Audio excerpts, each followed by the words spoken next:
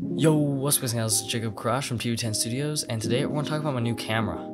So let's get right into the video.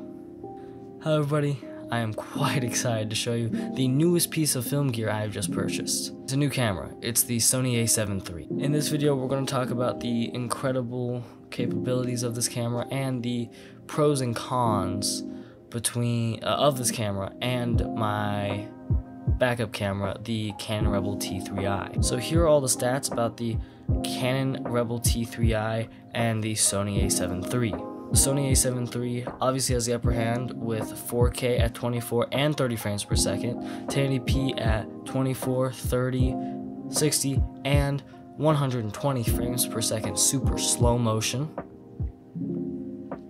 a high-speed phase detect autofocus system for both photography and videography.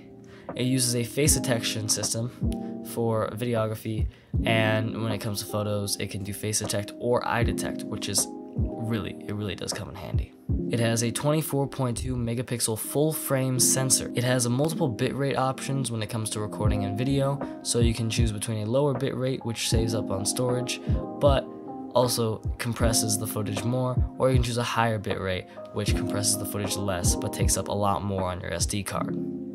Another benefit of this is it has two SD cards. It has one UHS 1 card and one UHS high-speed 2 card. So if you want to buy those more expensive Sony high-speed SD cards, you do have the ability to use them in this camera. It has an actual log option, both S-Log2 and S-Log3, but I wouldn't suggest using S-Log3. I'll get more into that in a separate video. It also has a high shutter speed, specifically when it comes to photography. It can take 10 frames per second with its mechanical shutter and do almost 30 frames per second with the electronic shutter. The only issue with that is it really does risk rolling shutter. So, like if you're throwing a ball or something, it will be kind of warped in a way. Now here are some of the stats of the Canon Rebel T3i. It only shoots full HD, or well 1080p at 24 and 30 frames per second. It shoots 720p at 60 frames per second, but has no 120 frames per second option. It uses a contrast detection based autofocus, which in video is practically useless. It has a 16 megapixel APS-C size sensor, so it does have a 1.6 times crop factor. A pro is it does have Canon's incredible color science, but actually I've come to love Sony's color science as well. And a downside to it is it only has 7 frames per second continuous shooting in photo mode. Personally, I love both of these cameras.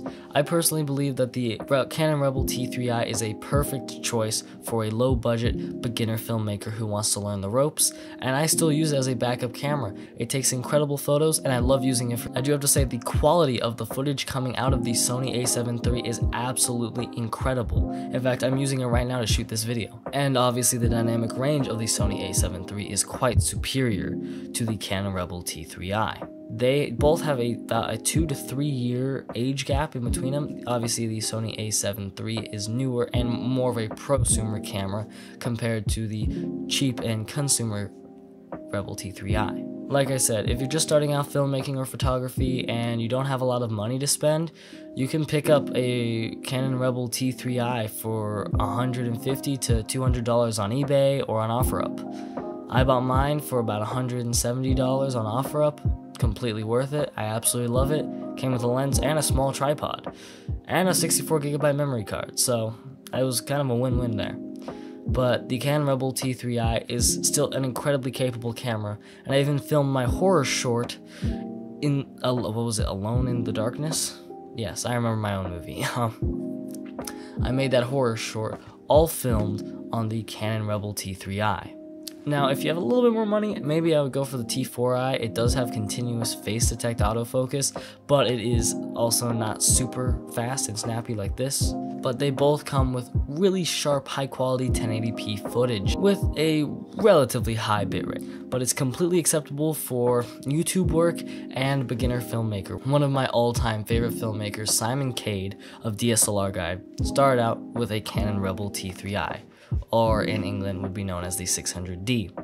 He in fact bought 2 of them, and he still has his old one. It's an incredible camera, and that's what inspired me to buy mine as a backup camera. There's so much you can do with it, you just need to understand film. And that is how you're going to be able to progress no matter what camera you have. Doesn't matter what kind of camera you have. It depends on the filmmaker and the skill of the filmmaker. Some issues with the Canon cameras, like the earlier Rebels, the Rebel I series, they're not the best with low light due to the APS-C size sensor and the fact that they're just overall a bit older. They are a DSLR camera, so the sensor will be better protected by the mirror that flips up, so you're less likely to get dust on your sensor, where the Sony a7 III is a mirrorless camera, and if you take your lens off, the sensor is completely exposed and it's really easy to get dust on it.